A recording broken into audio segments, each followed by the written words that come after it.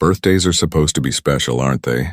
A time when family gathers, when laughter and warmth fill the air, and when you feel loved, even if just for a single day. But mine was different. That evening was supposed to be a celebration of my 72nd birthday. Instead, it turned into a moment I'll never forget. A wound carved so deep that it shook me to my core. The living room was filled with people. My son, my daughter, my grandchildren running about, the smell of food drifting in from the kitchen. Balloons hung limp against the ceiling, and a cake sat waiting on the table, its candles glowing with little flames that seemed brighter than the mood around me. I stood there smiling politely, though I couldn't shake the feeling that I had become nothing more than an old man in the background of his own life. My son-in-law, Matthew, was standing tall in the center of the room, glass in hand, looking sharp in his tailored suit. He's the type of man who always needed to make himself the center of attention, who thought his money and his charm were enough to earn respect. I had tolerated him for years, even when he spoke to me as though I were some burden on the family. But that night, he crossed a line. He raised his glass, cleared his throat, and with a smirk said, "Let's raise a toast to my father-in-law, 72 years old today. Though to be honest, what's left of him? He's retired, barely does anything anymore, practically worthless now."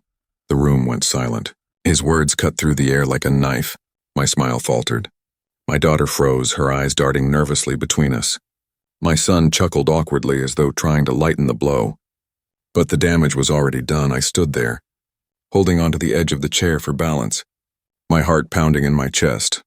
Worthless, that's what he said, worthless after everything I had built, after every sacrifice I had made for this family.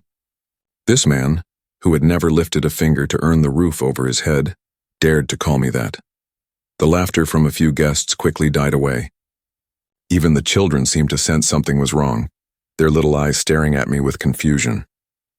I felt heat rise in my face, but I didn't shout. I didn't argue. I simply forced a small smile and sat down, my silence louder than any words I could have spoken. In that moment, I realized something. Matthew thought I was powerless. He thought time had stripped me of value, of strength, of influence. He thought I had nothing left to show for the life I'd lived. And that was his mistake. Because while he stood there gloating, believing he had won some cruel game of status, he had no idea of the truth. He didn't know that behind my quiet demeanor, behind the wrinkles and the cane, there was still a man with resources, with wisdom, and with secrets that not even my own children knew. That was the moment I decided. Matthew would learn exactly how worthless I wasn't. That night, after the cake was cut and the guests slowly filtered out, I sat alone in my chair, staring at the fading candle wax that had dripped onto the tablecloth. The room was quiet now except for the faint ticking of the old clock on the wall. The laughter and noise of the party had vanished, but the words still echoed in my head like a curse. Practically worthless now. It's strange how one sentence can strip away the joy of an entire evening. I had survived hardships most of these younger people couldn't even imagine. Wars, economic downturns, nights spent working double shifts just to put food on the table. I had given up dreams of travel, of comfort, even of my own ambitions, just to raise my family and keep them secure. And yet, in the eyes of my son-in-law, none of that mattered anymore. I was just an old man. My mind wandered back through the years. I remembered working 12-hour days at the factory when my son was still in grade school, coming home with calloused hands and aching bones, but always carrying a bag of groceries and a smile. I remembered my daughter's college tuition, how I sold my late father's watch to help cover her books and housing. That watch had been the last family heirloom I had left, but at the time, her education had meant more to me than any piece of gold. And then, the house. Oh, the house. Every brick, every shingle on the roof, every nail in the beams. It was all chosen carefully by me. I built it not just as shelter, but as a legacy, a place where birthdays, anniversaries, and family gatherings would be remembered forever, a place that would one day belong to them. And yet tonight, in that very same house, I had been humiliated. In front of everyone. My children sat in silence. No one defended me. Not even my daughter, Matthew's wife. She just lowered her eyes as if embarrassed by me, as though my very presence was something to endure rather than to honor. That stung more than anything else. But let me tell you something about a man who has lived more than 7 decades. When you've worked this hard, sacrificed this much, and carried this many burdens, you don't crumble because of an insult. No, you burn. Quietly, deeply, and with purpose. As I sat in that chair, I wasn't just hurt. I was planning. Because Matthew wasn't entirely wrong, I did look frail. I walked slower now. I couldn't carry heavy boxes like I once did, and I needed glasses to read. But worthless? No, that word didn't belong to me. It belonged to the kind of men who married into wealth and mocked the hands that built it. I clenched my fists as I thought of the secrets I still held. My son-in-law had no idea what I truly owned. No idea about the papers locked away in my safe or the conversations I'd had with my lawyer just weeks before. He saw only an old man sitting in silence. But soon, very soon, he and everyone else in that family would see the truth. I was far from worthless. In fact, I was the very foundation they all stood on, and when the time was right, I would remind them of that. Not with anger, not with shouting, but with undeniable proof of my real worth. The morning after my birthday, I woke early, though I hadn't slept much. The words were still there, circling my mind like vultures over a carcass. I sat in the kitchen with a cup of coffee, staring at the steam rising, when I heard footsteps on the stairs. My son David walked in first, his face buried in his phone as usual. He gave me a half-hearted, "Morning, Dad," without even looking up, and grabbed a slice of bread before disappearing again. That was David for you. Always busy, always distracted, never fully present. He worked long hours, and while I understood the weight of responsibility, I often wondered if he truly saw me anymore, or if I had become just another piece of furniture in his eyes. Then came Emily, my daughter, Matthew's wife. She was quieter, gentler in her younger days, but marriage to that man had hardened her.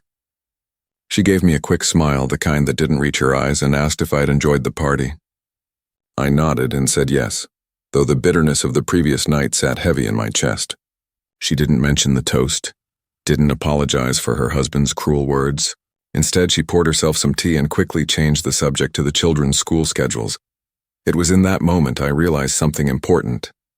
Silence can sometimes wound deeper than words.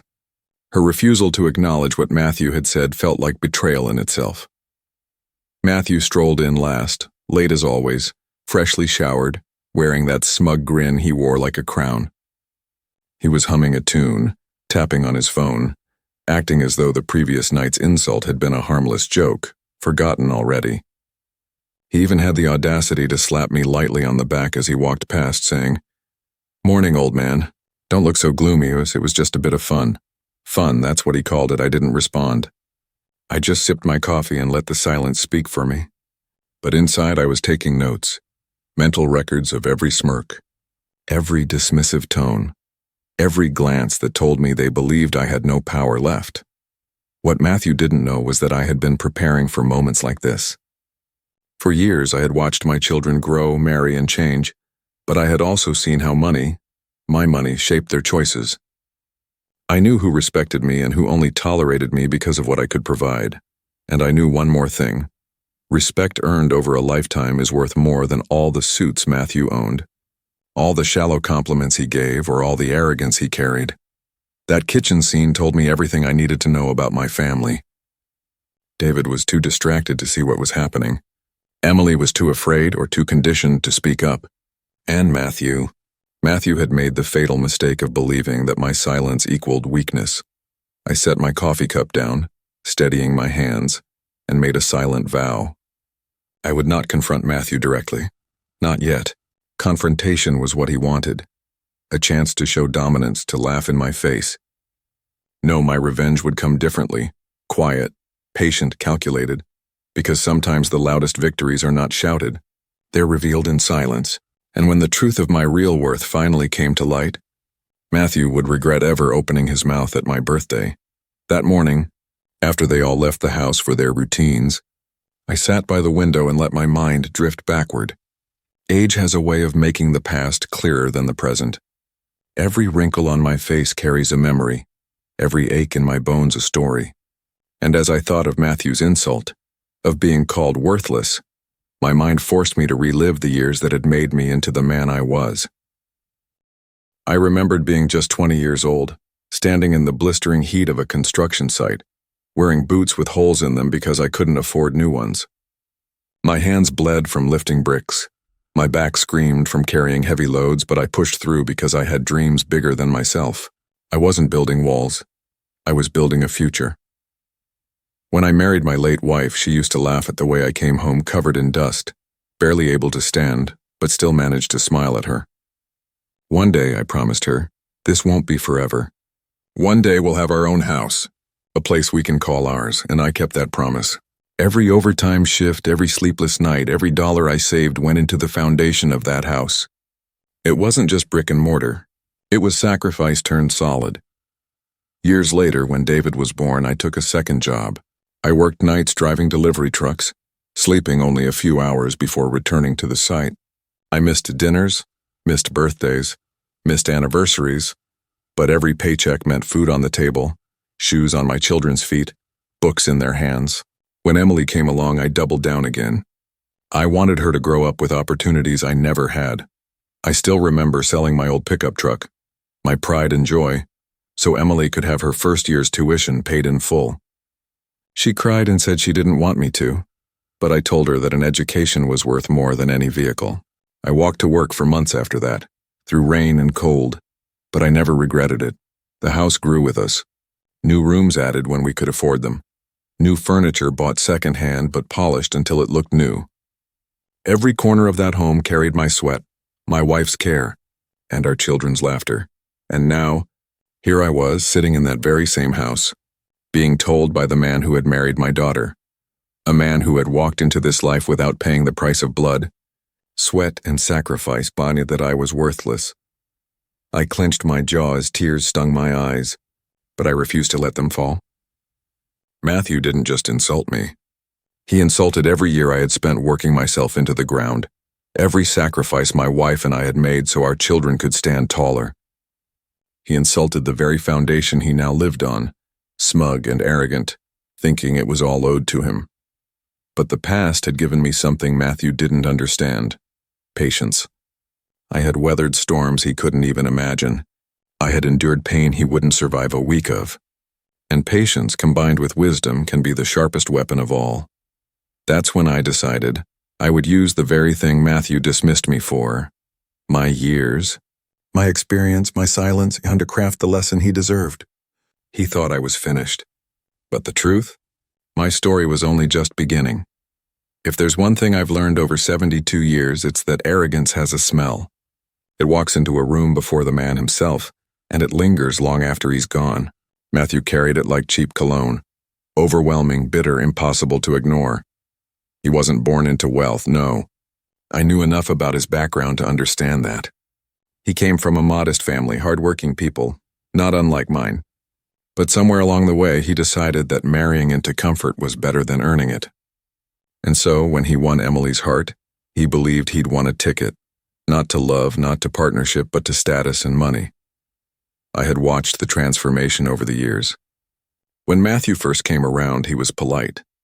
He shook my hand firmly, smiled too much, and listened intently whenever I spoke. But it didn't take long for the mask to slip.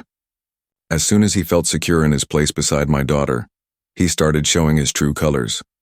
The dismissive laughs when I gave advice, the rolling of eyes when I asked about the children, the patronizing pats on my back when he thought he was being funny. At family dinners, he made sure to dominate the conversation, boasting about his business deals, his expensive car, the vacations he planned but rarely paid for himself. He spoke loudly about stocks and investments, as though the rest of us were students in a classroom and he was the professor. In reality, he had very little to his name. Most of his lifestyle was propped up by Emily's earnings and the quiet support I still provided from time to time. But the arrogance wasn't just in his words. It was in the way he looked at me. I saw it every time his gaze lingered on my cane, every time his smirk widened when I struggled to stand too quickly, every time he spoke as though I were no longer in the room. To him, I wasn't a man anymore. I was an old relic, taking up space in a house he already thought of as his. And that night at my birthday party, when he called me worthless, it wasn't just a slip of the tongue. It was the culmination of years of hidden contempt. He finally said out loud what he had been thinking for years. But here's the thing about men like Matthew. They mistake patience for weakness. They think silence is surrender. They confuse humility with insignificance, and that's their downfall. Because while he strutted around like a rooster in a henhouse, convinced he held all the power, I was watching, I was listening, and I was preparing. You see, Matthew's arrogance blinded him to the truth.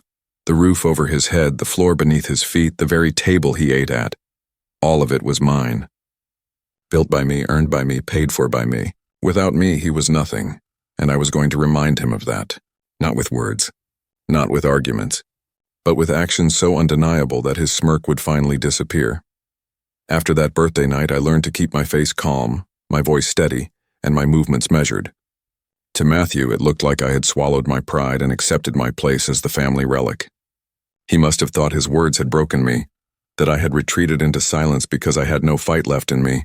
But the truth was far more dangerous. I was observing. I was preparing. You see, I've always believed that revenge isn't about rage. Rage burns too quickly, leaving you exhausted and reckless. No, real revenge is about patience, about building it brick by brick like the very house I built decades ago. You don't swing wildly and hope to hit your target. You wait, you plan. You strike when the timing is perfect. The first step was visiting my lawyer, Mr. Reynolds. An old friend of mine, older even than I am, but sharp as ever. We'd worked together on matters of property and inheritance years ago, back when I thought my family understood the value of what I was building. That morning I walked into his office and he raised an eyebrow at the sight of me. "Leonard," he said, my name rolling off his tongue the way only old friends could say it. "It's been too long. What brings you in today?" I smiled, slow and deliberate. "I think it's time we revisited my will." He leaned back, his hands folding over his chest. Family troubles?" I didn't answer directly. Instead, I slid a folder across his desk. Inside were copies of deeds, bank statements, and investments that none of my children, and certainly not Matthew, knew about. Over the years, I had been careful. While I had provided for my family openly, I had also built something quietly, away from their eyes. Call it instinct, call it foresight. But I had always known that one day I might need to protect myself. Matthew thought my worth had already been spent. He thought what he saw, the house, my modest pension, was all there was. What he didn't know was that I had saved and invested quietly, buying small properties here and there, putting away money into accounts under trusts, waiting. My real worth wasn't sitting in that living room during my birthday. It was spread across papers and properties that only I and now my lawyer truly understood. "Are you sure?" Mr. Reynolds asked carefully. "These changes, they'll cause quite a stir." I nodded. "That's the point." He studied me for a long moment before breaking into a small grin. "I always knew you weren't a man to go quietly. That day we began drafting changes that would shift the balance of everything. My will would no longer simply pass on my assets equally. It would carry conditions, truths, and surprises that would expose exactly who respected me, and who only pretended to." When I left the office, I felt lighter, though I carried a secret heavier than gold. Walking home, cane tapping against the pavement, I allowed myself a small smile. Matthew thought he had taken something from me with his insult. In reality, he had given me the fire I needed to remind my entire family who I really was. He saw me as a withered old man. Soon he would see the truth. I was the man holding every card, and I was about to play them. A week after my visit to Mr. Reynolds' office, the phone rang late in the afternoon. I was sitting in my study, flipping through an old photo album, when I saw his name flash on the caller ID. My heart gave a little thump, not of fear, but of anticipation. "Leonard," his steady voice came through the line, calm and confident. "The papers are ready. I've prepared everything just as you asked." I leaned back in my chair, letting his words sink in. "Good. Did you include the clauses?" "Yes," he said firmly. "Exactly as we discussed. Certain assets will remain hidden until the right moment, and the rest? Well, let's just say your son-in-law will learn he doesn't know half of what you own." I chuckled softly, shaking my head. "He thinks I've got nothing left." Reynolds paused, then said, "That may be his biggest mistake, Leonard. Arrogant men often underestimate the quiet ones, and you've been quiet for a long time." His words struck me deeply. He was right. For years I had chosen silence, not because I had nothing to say, but because I thought my sacrifices spoke for themselves. I thought my family knew without needing reminders what I had done for them. But silence, I realize now, can be dangerous. It leaves too much space for people like Matthew to rewrite the truth. We discussed the details for a while longer. Conditions for inheritance, protections against manipulation, even a few surprises that would be revealed only in the presence of witnesses. Every line of that document wasn't just legal language. It was a message, a declaration, a reminder that I was not and never had been worthless. When I hung up, I felt a shift inside me. For the first time since that wretched birthday toast, I no longer felt like the victim of Matthew's insult. I felt like the author of a story he didn't even know he was in. Later that evening, as we sat down for dinner, I watched Matthew laugh loudly at his own jokes, watched him interrupt David, dismiss Emily, and even roll his eyes when I asked a simple question about the children's school.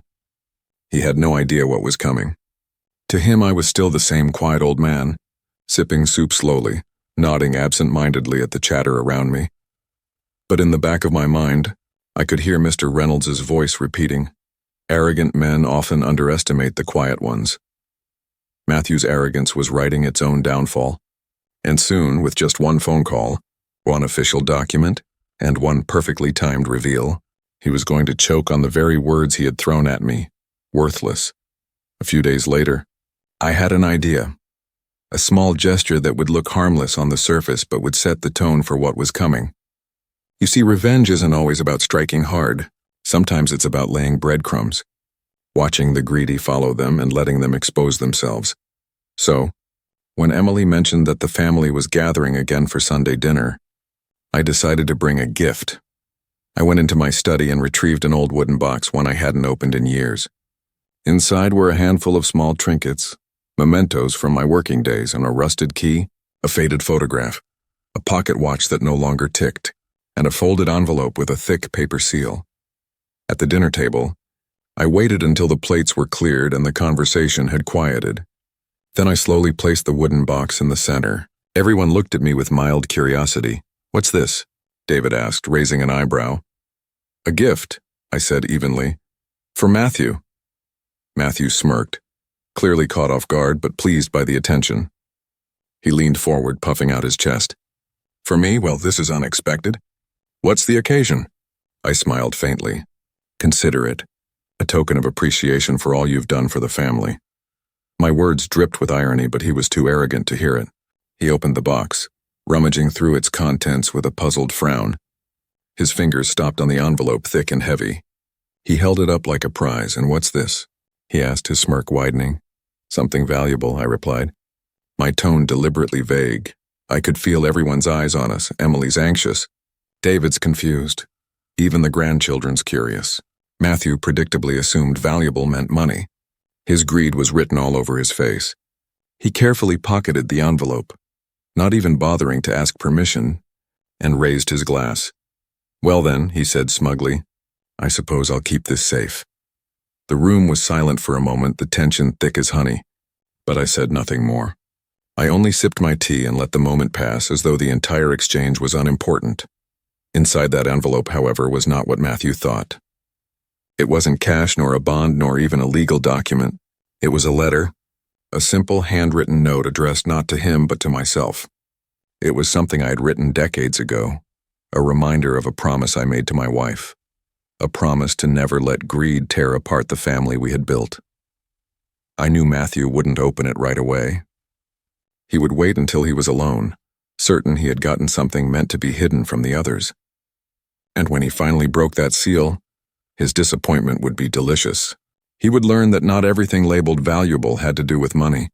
But more importantly, I wanted to plant a seed of curiosity, of suspicion, of greed. Because once a man like Matthew believes there is treasure hidden somewhere, he will dig for it. And the deeper he digs, the closer he gets to the trap waiting for him. That night, as I climbed the stairs to my bedroom, I heard Matthew whispering to Emily in the hallway. His voice was low, urgent, laced with excitement. "Did you see the way he said it?" he muttered. "Something valuable. He's hiding something." "I know it." I smiled to myself in the darkness of my room. "Yes, Matthew, I was hiding something. But not the kind of treasure you were hoping for. The real treasure, my true worth, was still locked away, waiting for the right moment to shine." and when it did, you would wish you had never called me worthless. The days after that dinner felt different. There was a change in the air, subtle but noticeable, like a storm gathering on the horizon. Matthew grew restless. He spent more time on the phone, pacing around the living room, lowering his voice whenever I walked by. I could feel his eyes on me more often, studying me the way a hunter studies prey, looking for weaknesses, for secrets. Then came the evening when Emily suggested we have a family meeting. Normally, those words would have meant discussions about school schedules, bills, or holiday plans, but this time the atmosphere was charged before we even sat down. We gathered in the living room. David looked tired, his eyes bloodshot from long hours at work, while Emily seemed nervous, her hands twisting the hem of her blouse. Matthew, however, looked eager, almost triumphant, as though he had been waiting for this moment. "I think we should talk openly," he began, his tone dripping with false sincerity. "There are things that need to be addressed."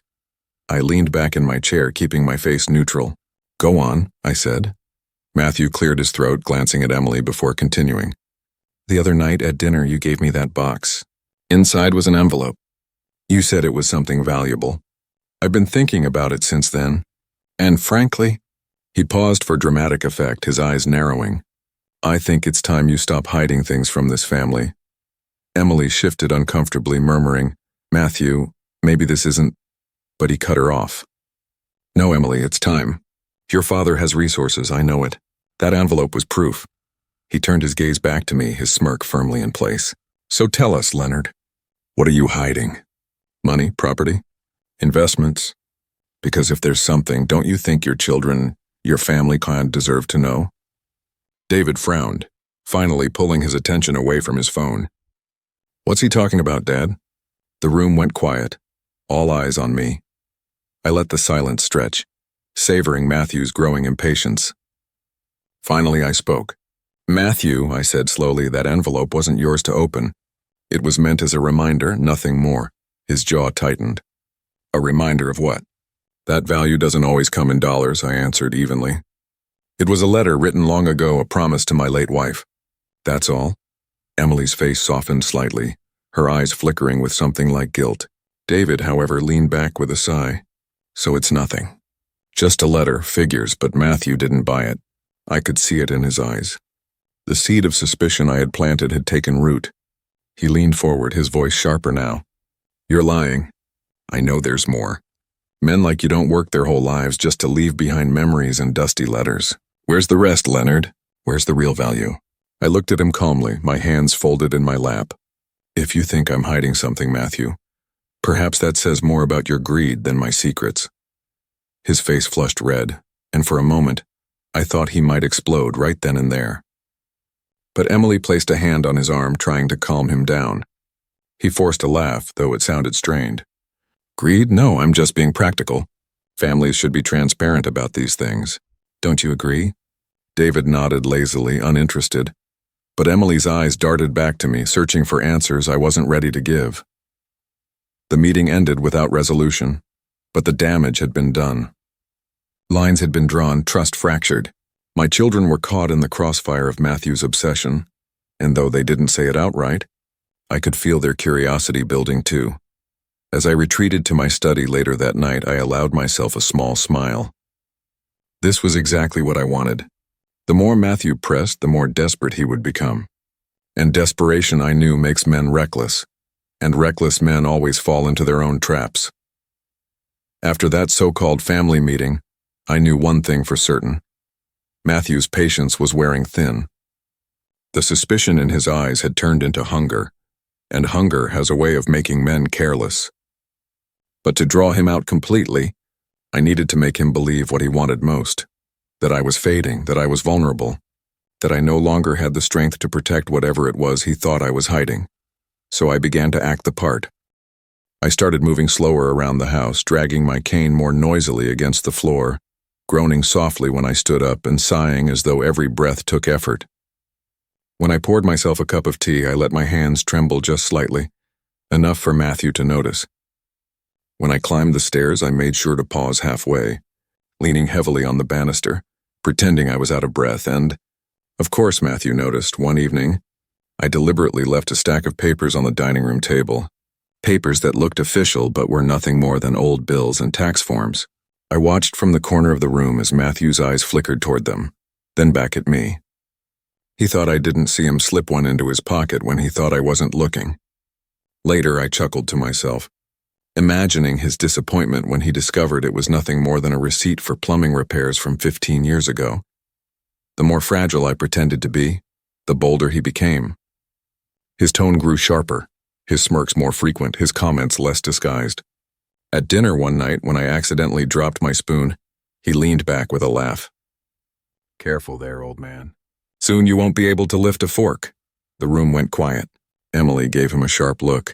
David muttered something under his breath, but Matthew only grinned, convinced he was untouchable. I simply smiled faintly, bent down with difficulty to pick up the spoon and said, "Maybe so. But I still know how to sign my name." He laughed again, but I saw it. The brief flash in his eyes, the quick tightening of his jaw. My words had reminded him that no matter how weak I appeared, one stroke of my pen still carried more power than he ever could. The act worked better than I imagined. He began hovering around me more, offering to help with little things, though I knew it wasn't kindness. It was calculation. He wanted to see where I kept my documents, what rooms I locked, what conversations I had. Once I even caught him in my study, pretending to look for a pen, though his eyes were fixed on the safe in the corner. I said nothing.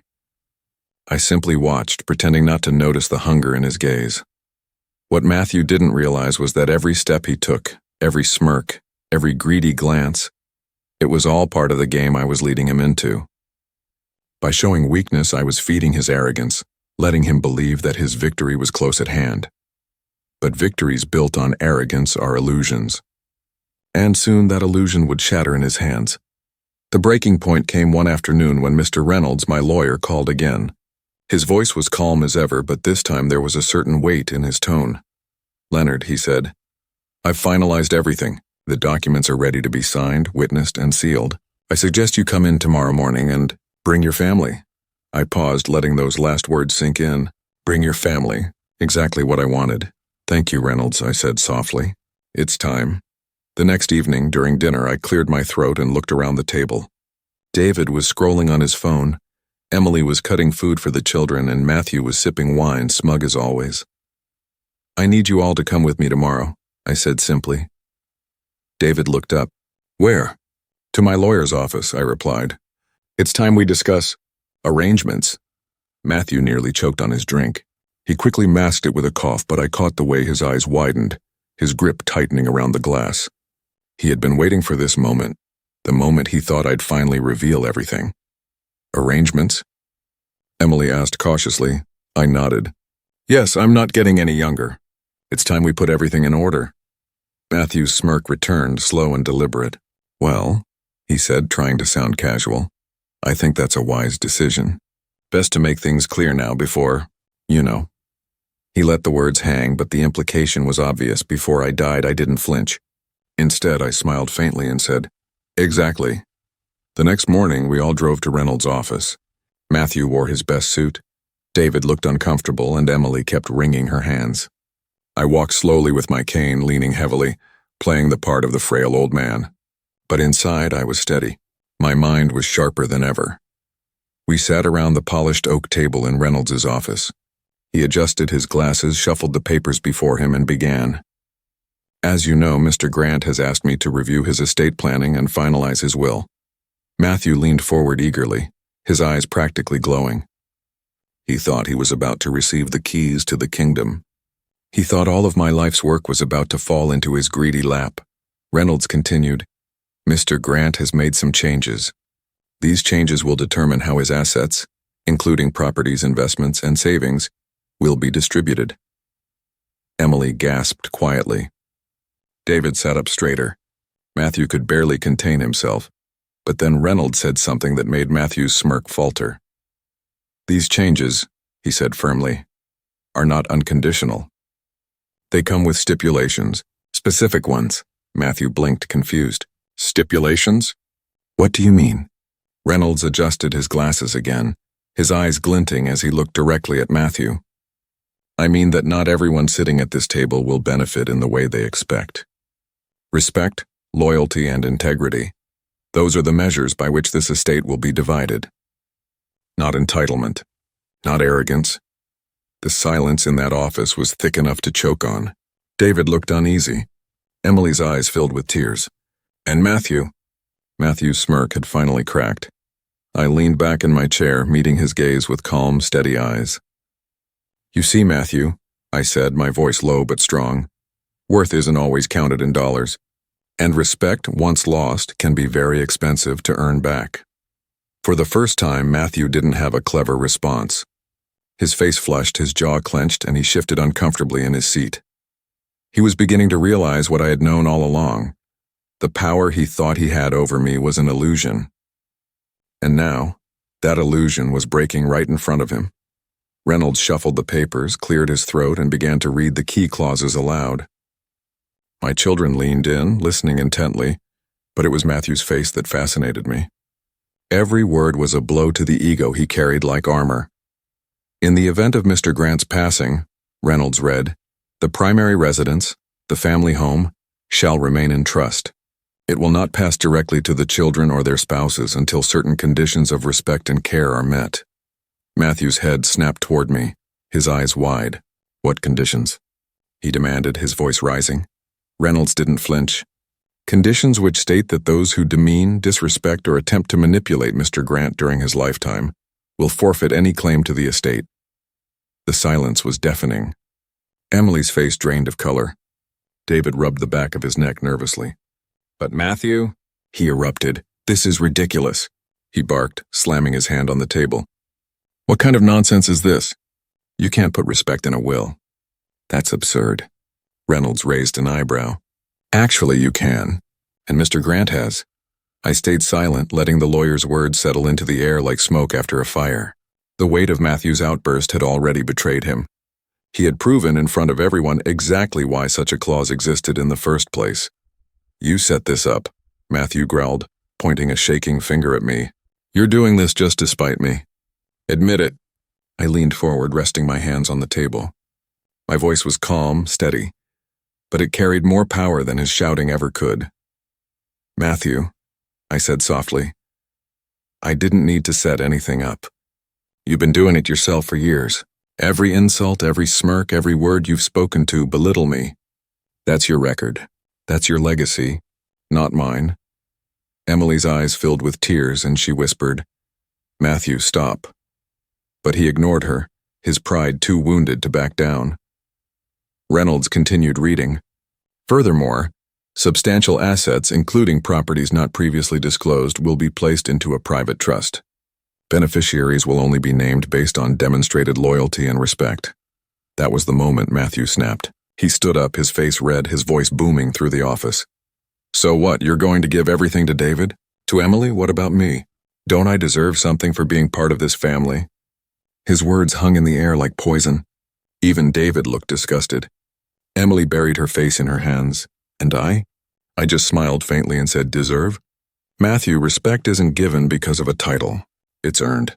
And you've earned nothing. Reynolds leaned back, satisfied, as the truth of the matter lay bare on the table. Matthew had exposed himself not with evidence, but with his own arrogance, his own greed. The very thing he thought made him strong had become the rope tightening around his neck. For the first time in years, I felt taller than him. Not because I had more money, not because of the papers in Reynolds's hands, but because Matthew's mask had slipped. Everyone could see him now for what he truly was. A parasite feeding on the life I had built, and parasites, once revealed, lose all their power. The silence after Matthew's outburst was suffocating. You could almost hear the weight of every word he had spat lingering in the air. His chest heaved as he stood there, fists clenched, but no one moved to comfort him. Emily slowly lifted her head, her face pale and streaked with tears. She looked at me first, not with anger, but with something deeper. A dawning realization. For the first time, she seemed to really see me. Not as her frail old father, but as a man who had carried himself with quiet strength for decades. Dad, she whispered, her voice trembling, why didn't you ever tell us about this? About the conditions? About everything? I looked at her, my eyes softening. Because, Emily, I wanted to see you for who you truly are. I wanted to know if respect came naturally, without the promise of inheritance. I needed to see who valued me as a father, not as a wallet. Her lips quivered and she covered her face again, ashamed. David spoke next. His voice was low, almost hesitant. All these years, I thought you had nothing left but the house. I thought Matthew was just pushing you around because you were dependent on him. But this, he shook his head, glancing at Reynolds. This changes everything. Matthew scoffed, his voice dripping with bitterness. Oh, don't act like saints. You two never visited him enough either. Don't pretend you're better than me. David shot him a sharp glare. The difference, Matthew, is that I never disrespected him. I may have been absent at times, but I never called him worthless. That single word, worthless, still hung between us. As heavy as when Matthew first spat it out at my birthday. Emily finally turned to Matthew, her face tight with fury. You humiliated him in front of everyone that night. You enjoyed it, and now you're angry because you can't cash in on the man you've been tearing down? Do you hear yourself? Matthew's face reddened, his jaw clenching. For the first time, Emily wasn't protecting him. The loyalty she once showed him was cracking, replaced by disgust. I leaned back in my chair, quietly observing, letting them speak their truths. This wasn't just my reckoning with Matthew, it was theirs too. Reynolds cleared his throat softly. Mr. Grant has arranged things in a way that ensures his legacy will never fall into unworthy hands. His estate, his wealth, his home, they're protected, and only those who have proven respect and loyalty will benefit. Matthew slammed his hand against the table again, but this time his anger seemed hollow, desperate. He was losing not just money, but influence. His control over the family was slipping away, and for the first time in decades, I saw David and Emily looking at him not as a husband or a brother-in-law, but as he truly was, a manipulator exposed. Emily's voice broke the silence once more, this time steady and resolved. Dad, I see it now. I see everything. I nodded, meeting her eyes. Good. Because now, Emily, you'll understand why I've stayed quiet all these years, and why silence has been my greatest weapon. Matthew stood frozen, speechless, as his world, built on arrogance and greed, began to crumble before his very eyes. The room was thick with tension, and Matthew's face was growing darker with every word spoken. His arrogance had cracked, but he still stood tall, convinced he could find a way back into control. That's when Reynolds gave a quiet smile, sliding another set of documents across the table. There's one more detail. Mr. Grant asked me to hold until the right moment, Reynolds said smoothly, his eyes flicking toward me. Matthew leaned forward, still burning with fury. What now? Another lecture? Another trick? Reynolds cleared his throat and spoke slowly, each word landing like a hammer on the table.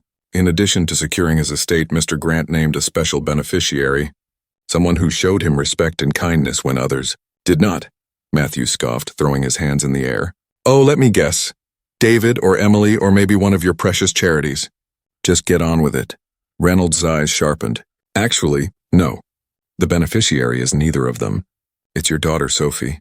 The silence that followed was deafening. Emily gasped, her hand flying to her mouth. David looked stunned. And Matthew's face drained of all color, his arrogance vanishing like air from a balloon. My daughter? He stammered. That's impossible. She's just a child. I leaned forward at last, my voice calm but firm. She may be young, Matthew, but she has something you've never had, and respect. Sophie never mocked me. Never treated me as a burden. She listened, she smiled, she called me Grandpa with love. That's all it took to prove she saw me as family, not as a wallet. Emily's eyes widened. Dad, you mean Sophie? Reynolds nodded. Yes. Sophie has been designated as the primary heir to the trust. With guidance until she's of age, of course. Mr. Grant wanted to make sure his legacy went to someone pure of heart, untouched by greed. Matthew staggered back, his voice breaking. You can't do this. She's my daughter. This isn't fair. I held his gaze unflinching. Fair? You called me worthless in front of my entire family. You tried to make me feel like nothing. And yet the child you're supposed to be raising with love, she gave me more dignity with a single smile than you did in years. That's why she, not you, will carry forward my name. Matthew's lips trembled as the reality crashed into him. The house, the fortune, the power he believed was already his and gone. And in its place, the one person he thought he controlled, his own daughter, now stood as the symbol of his downfall. Emily looked at me with tears in her eyes while David leaned back almost relieved. For the first time, they understood not only the lesson, but the poetic justice of it all. Matthew, he stood frozen, shattered, staring at Reynolds as if the lawyer had just torn the ground out from under him. And in that moment, I realized the final blow had landed, not just on his greed, but on his pride. The room sat in stunned silence. Papers shuffled as Reynolds neatly tucked the documents back into his briefcase, his job done. But the real work, the message I wanted to leave behind and had just begun, I looked around at each face. Emily still sat frozen, caught between loyalty to her husband and the crushing weight of truth. David, though shaken, had softened, as if he understood for the first time the depth of my quiet strength. And Matthew, poor, arrogant Matthew, was slumped in his chair, the weight of his own words now pressing down on him like chains. But then my gaze drifted toward Sophie, who had wandered in from the hallway, confused by the raised voices. She clutched her little teddy bear in one arm and looked at me with innocent, searching eyes. When I smiled at her, she lit up the way only children can, untainted by greed, unshaken by pride. "Grandpa," she whispered, patting closer to me. "Are you okay?" I reached out, pulling her gently into my lap. "I'm more than okay, sweetheart," I said softly, brushing a strand of hair from her face, "because I know my life's worth is safe with someone who sees me for who I am, not for what I have." Turning back to the table, my voice grew stronger. "All my life I built from nothing. I worked late nights, saved every penny, sacrificed dreams so my children could chase theirs. And yet in one careless moment I was called worthless, by the man who thought marrying into this family made him my equal." That word stung, but it also woke me up. Emily dropped her eyes, shame coloring her cheeks. "You see," I continued, "real worth isn't measured in houses or bank accounts. It's measured in respect, in kindness, in the love we pass down to the ones who still listen, still believe, still care. Matthew, you may think you lost money today, but what you truly lost was dignity. And that, my son-in-law, is a debt no fortune can repay." Matthew's lips tightened, but he couldn't speak. For the first time he seemed small, not because I had belittled him, but because the truth had stripped him bare. I stood, holding Sophie's hand as Reynolds prepared to leave. My body might have been older, my steps slower, but my heart had never felt lighter.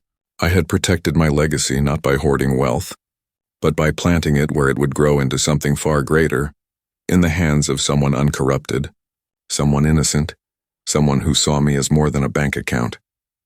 As I walked toward the door, I left them with one final thought, words that carried not anger but clarity. Worthless is not what others call you. Worthless is what you become when you forget the value of love, respect, and loyalty. Remember that. Because in the end, money can be spent, property can be taken, but the worth of a man, that's something no one can steal. With that, I stepped outside. Sophie's tiny fingers curled around mine, and I smiled. The sun was setting, but for me it felt like a new dawn.